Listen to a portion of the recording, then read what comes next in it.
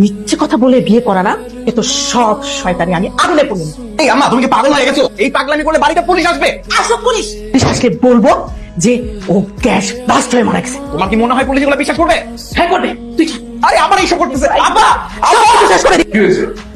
আম্মা এইসব আগুনে পুড়িয়ে মারতে যায়? কি বলছিস তুই? আরে এটা কোন ধরনের কাজ? এটা ঠিকই করছি আমি। মারতে দেন বাবা, মারেন মা। কালো হয়ে জন্মানোটা তো পাপ, আমার পাপের শাস্তি হওয়া উচিত, আমাকে মারেন।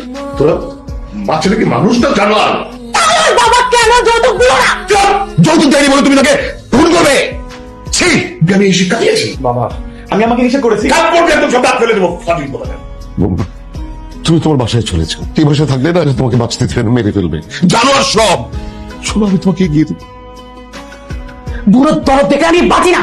আম্মা, ভুলটা আমরাই করতে যাচ্ছিলাম। চুপ করে যাই না, দেখো চোখের সামনে থেকে।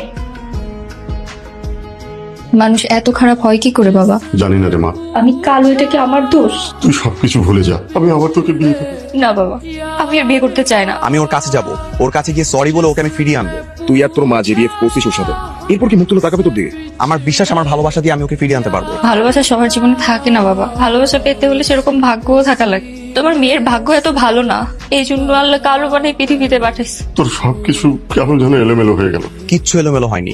আমি আজকে ইশরাতের কাছে যাব, ওর কাছে গিয়ে সরি বলে আমি সবকিছু ঠিক করে নিব। তুই যদি ভাবিকে ঘরে তুলিস আর সবকিছু ঠিকঠাক করতে পারিস, তাহলে তো কোনো সমস্যা নেই। আমি আজকে বিকেলে ওর সঙ্গে দেখা করতে যাব। তুই কোনো টেনশন করিস না। সব